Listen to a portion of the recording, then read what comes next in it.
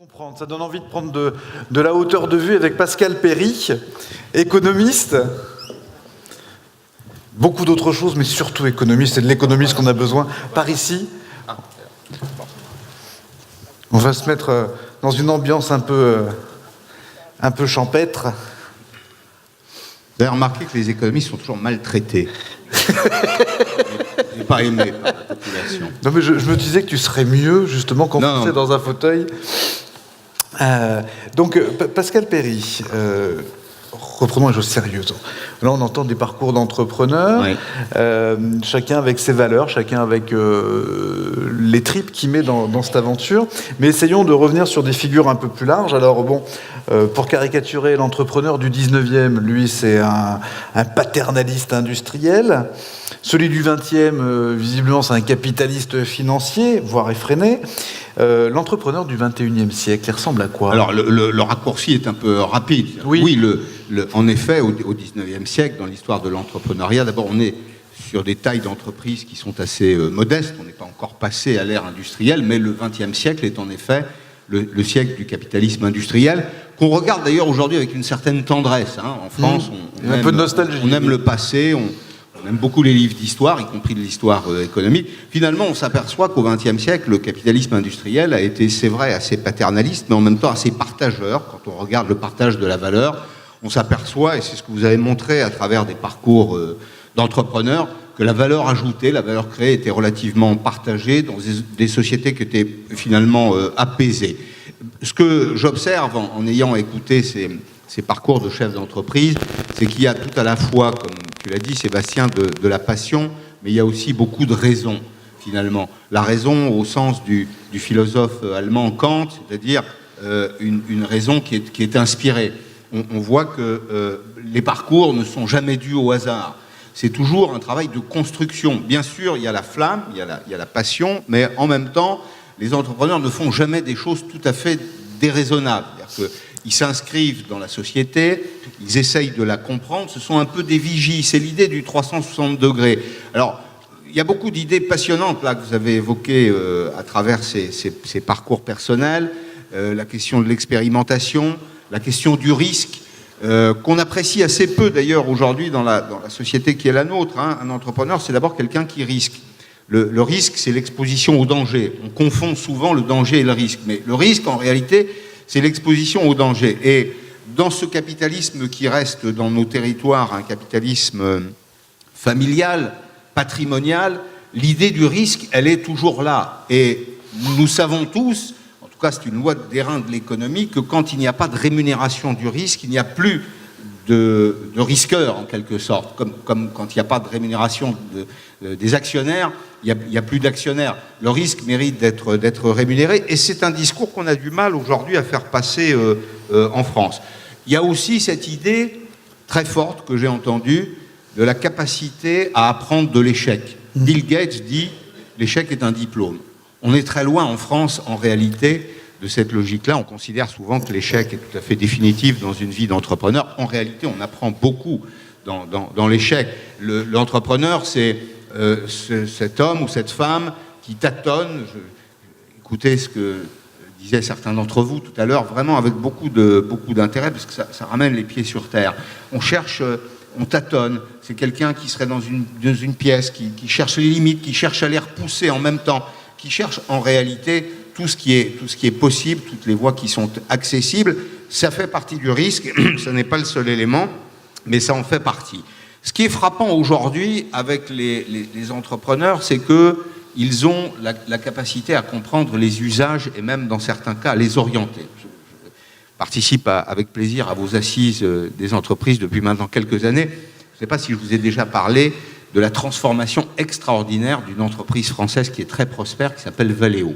Valeo est une entreprise qui était morte cliniquement, qui était pratiquement en coma économique dépassé à la fin des années 2000, au début des années 2010, et qui s'est complètement retournée grâce à la vision d'un chef d'entreprise, grâce au travail des ingénieurs, qui a compris quels étaient les nouveaux usages de l'automobile. C'est cette entreprise, par exemple, qui a inventé le système Start and Stop. Pourquoi est-ce qu'elle l'a inventé? Parce que elle a compris que nous étions confrontés à une logique de matières premières rares, d'hydrocarbures rares, et que donc la question des économies d'énergie était déterminante, qu'en même temps l'automobile devait plus prendre en compte, respecter son environnement, et c'est comme ça qu'on a inventé ce système extraordinaire qui consiste à connecter un alternateur et un démarreur qui s'appelle le Start and Go, et qui équipe aujourd'hui toutes les voitures de série. C'est cette entreprise aussi qui a inventé le parc assist, qui permet aux entreprises de stationner seules. Pourquoi ? Parce qu'elle a fait travailler des sociologues, des anthropologues,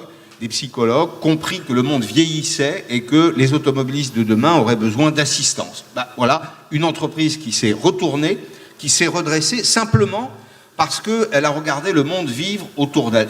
Elle a pris en compte les nouveaux usages. Et donc le chef d'entreprise aujourd'hui, au XXIe siècle, c'est quelqu'un qui est passionné, c'est quelqu'un qui est raisonnable, qui est curieux, qui est observateur et qui est audacieux en même temps. Et la rapidité des cycles économiques oblige à non pas additionner ces qualités, mais à les multiplier d'une certaine façon. C'est vrai qu'aujourd'hui, les gros ne mangent pas nécessairement les petits. Regardez quelles sont les 4 principales capitalisations boursières du monde aujourd'hui. Ce sont des entreprises qui n'existaient pas il y a 30 ans, qui n'existaient pas il y a une génération. Elles se sont construites sur, certes, une révolution technique, mais aussi sur la capacité à observer les nouveaux usages des consommateurs. Donc, en effet, les rapides mangent les lents. Alors, l'entreprise, c'est tout ça. C'est tout à la fois un corps social dans lequel on partage la valeur. C'est un espace qui devient de plus en plus horizontal, de moins en moins vertical. Je veux dire, de ce point de vue, les entreprises devancent toutes les autres institutions en matière de gouvernance. L'entreprise est la dernière grande aventure collective du XXIe siècle. Je le dis devant le représentant de l'État ici, mais l'État n'invente plus rien. L'État est resté assez napoléonien, assez vertical. Heureusement, il y a des hommes et des femmes sur le terrain qui cherchent à faciliter la vie des agents économiques, comme le fait monsieur le préfet de Brive. Mais l'État, dans sa fonction, reste très vertical, très hiérarchisé. Dans les entreprises, on a inventé depuis très longtemps la coopération, la collaboration, qui plus est, à un moment où la valeur se déplace, à un moment où la valeur est incarnée par la transformation digitale, on voit partout dans les entreprises des espaces de partage de gouvernance, de partage d'expérience, qui permettent non seulement d'être réactifs, mais souvent d'être proactifs. Donc c'est tout à la fois un espace innovant, un espace humain. Vous l'avez bien montré, il y a la question de la transmission, ce qu'on dit assez peu aujourd'hui, c'est que la moitié des entreprises qui devraient être transmises cherchent des repreneurs. On a un vrai problème avec ça en France, alors pour de très nombreuses raisons qu'on ne va pas aborder maintenant, mais en effet, la culture autour de l'entreprise, l'entrepreneurialisme n'est pas un élément dominant de notre culture collective et insuffisamment enseigné à l'école, parce que là aussi, les parcours que vous avez montrés, personnes que tu as accueillies tout au long de l'après-midi, démontrent qu'on peut se réaliser personnellement et collectivement dans l'entreprise. C'est une vraie grande aventure, tout à la fois personnelle et collective. Donc il y a tout ça, il y a l'affectio societatis, évidemment, qui est la base de l'entreprise. Je vois, contrairement à ce que j'entends très souvent dans les médias, que les salariés sont satisfaits de participer à une entreprise collective. On n'a pas en France des patrons très autoritaires, on ne vit pas en Corée du Sud, hein. On ne parle pas de la Corée du Nord, mais de la Corée du Sud. Les entreprises françaises ne sont pas, en termes de gouvernance, des Samsung en puissance, hein, avec des individus qui seraient très disciplinés, très serviles. Au contraire, même d'une certaine façon, il y a une très grande inventivité. Ce que Google a inventé le vendredi, j'ai bien aimé les 3 étages de la fusée. Les 3 étages de la fusée, vous savez, c'est l'expérience de Google. Pendant 4 jours chez Google, on travaille, on le fait d'ailleurs dans de nombreuses entreprises françaises, on travaille sur les dossiers en cours, le 4e jour, on travaille sur les projets du lendemain, et puis le 5e jour, le vendredi, on dit en anglais « Thanks God it's Friday », merci mon Dieu, c'est vendredi, on laisse les collaborateurs travailler ensemble. C'est comme ça que Google a inventé Gmail, YouTube, enfin de nombreuses innovations qui sont aujourd'hui des éléments très valorisés dans le portefeuille de cette entreprise. On n'a pas attendu Google pour le faire en France. On l'a fait chez Michelin il y a déjà plusieurs générations. On le fait dans de très nombreuses entreprises françaises. Et donc, on voit que c'est tout à la fois une aventure personnelle et une aventure qui est très collective. Merci, mais malgré effectivement le fait que ce soit un territoire d'épanouissement individuel et collectif, on se pose la question, c'est-à-dire en France, il faut être... pour entreprendre en France, c'est presque un peu une contradiction. Enfin, on a l'impression que tout se ligue contre le projet. Les normes, la taxation la plus élevée du monde, la complexité administrative, la condamnation à mort de l'échec du premier échec, le goût de critiquer ceux qui réussissent. Ils sont un peu secoués, nos témoins, non ? Oui, probablement, mais en même temps, ils sont toujours là. Et ils sont de plus en plus nombreux chaque année. Et le solde de création d'entreprises en France, il est positif. Alors c'est vrai qu'on demande beaucoup aux entreprises en France. Il y a cette espèce de culture dominante qui consiste à considérer que l'entreprise est l'espace le plus dangereux du monde, l'espace social le plus dangereux du monde. C'est pas tout à fait vrai. On sait que c'est plutôt une idée qui appartient aux générations de la lutte des classes. On est dans une autre logique aujourd'hui, et je vois beaucoup de jeunes qui sont entrepreneurs. Donc il faudra solder le compte de l'histoire. On demande presque à l'entreprise de faire la morale, l'éthique. On imagine aujourd'hui de changer la définition de l'entreprise dans le Code civil. C'est vrai qu'il y a cette dimension qui mérite d'être appréhendée. C'est-à-dire qu'il y a un projet aujourd'hui qui est porté par une partie des parlementaires du groupe La République En Marche, notamment par Mathieu Orphelin, qui était proche de Nicolas Hulot, et qui vise à déconstruire la définition de l'entreprise dans le Code civil. La définition actuelle, c'est toute société doit avoir un objet licite et être constituée dans l'intérêt de l'associé. Jusque-là, c'est assez clair. C'est une division des fonctions de l'entreprise qui est lisible. L'entreprise est un bien collectif. Le capital de l'entreprise n'appartient pas à tous, il appartient à ceux qui le détiennent. Quand on dit les entreprises appartiennent à ceux qui produisent l'activité, c'est vrai que c'est une des premières leçons de sciences économiques. Pour créer de la valeur, il faut associer deux facteurs de production, le capital et le travail. Donc, admettons, et je crois que c'est la réalité sociale dans ce pays, que les entreprises, ou en tout cas la production, appartiennent à ceux qui la font. En revanche, le capital de l'entreprise, lui, il appartient aux actionnaires. Et je pense que tout va bien quand les salariés travaillent, quand les dirigeants dirigent et quand les actionnaires investissent. Ça, c'est la division idéale des fonctions dans l'entreprise. Aujourd'hui, le projet serait d'écrire la chose suivante. L'entreprise doit être gérée au mieux de son intérêt supérieur, dans le respect de l'intérêt général économique, social et environnemental. Si on traduit ça en français, qu'est-ce que ça signifie ? Ça signifie que, en réalité, le projet, c'est la nationalisation de l'objet social de l'entreprise. C'est évidemment un projet extrêmement dangereux, je le dis sans aucune arrière-pensée politique, parce que c'est faire de l'entreprise non plus un véhicule éthique, mais un véhicule moral. L'éthique, c'est un code de comportement. C'est un comportement personnel et collectif qui tient compte de ses intérêts et de l'intérêt général.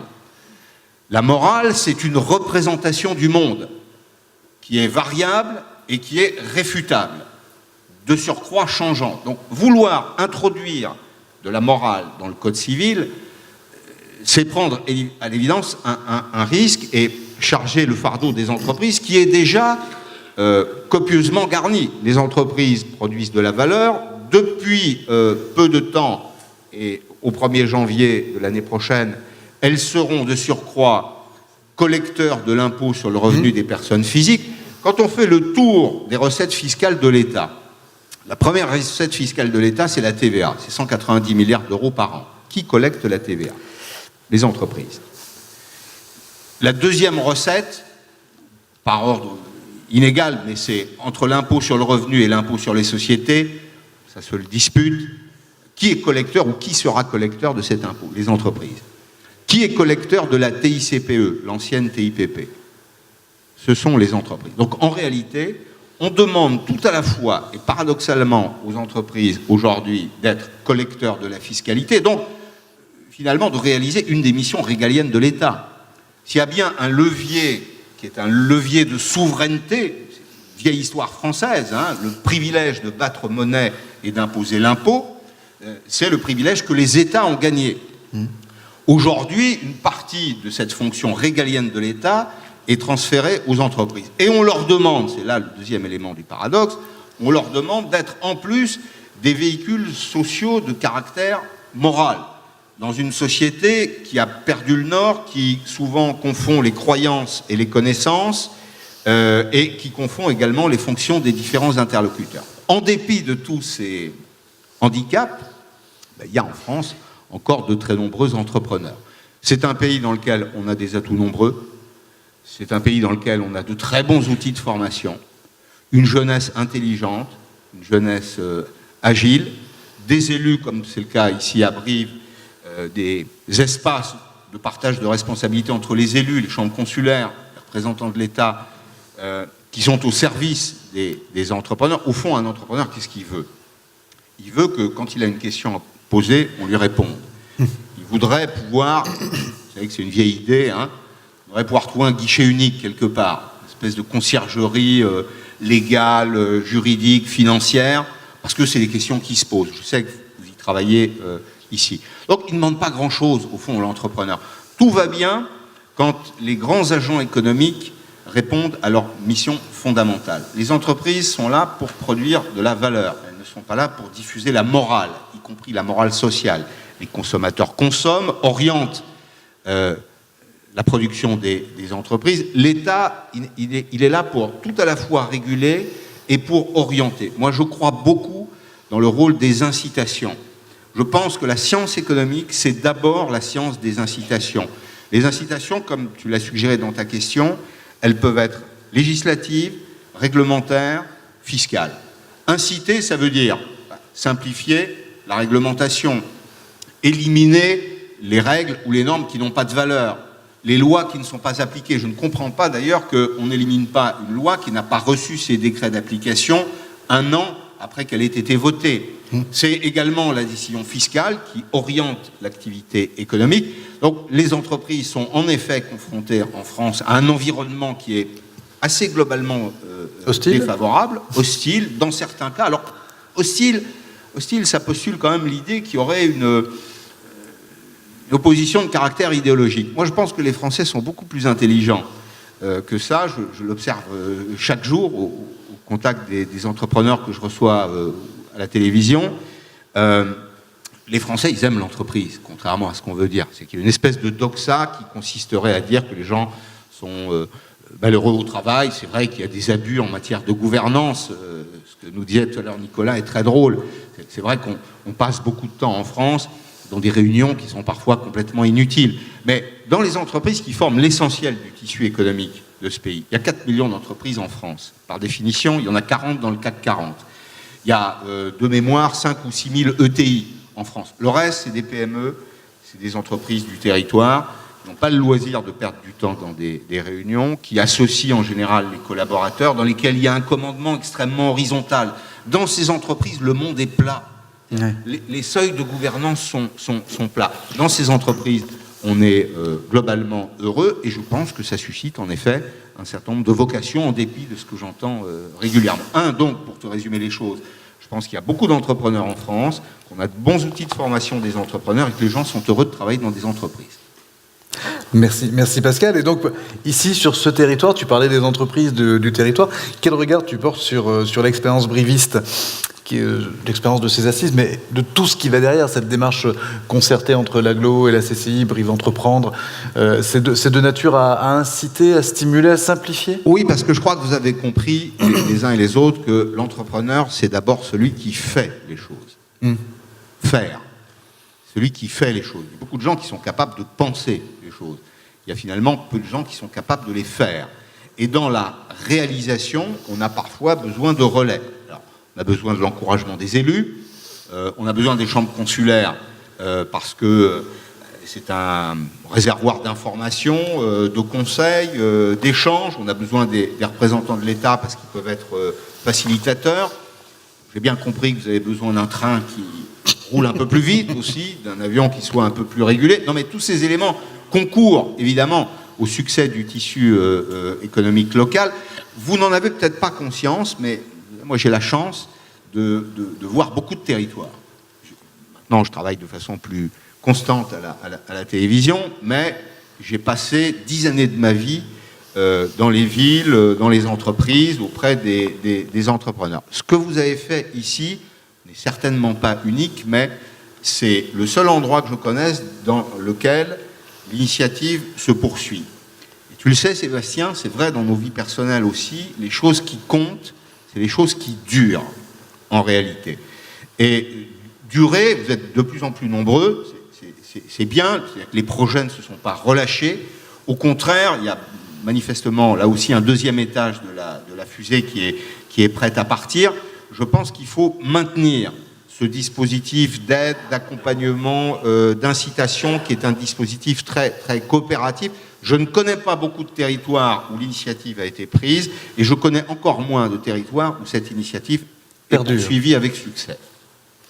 Merci. Merci beaucoup, Pascal Perry.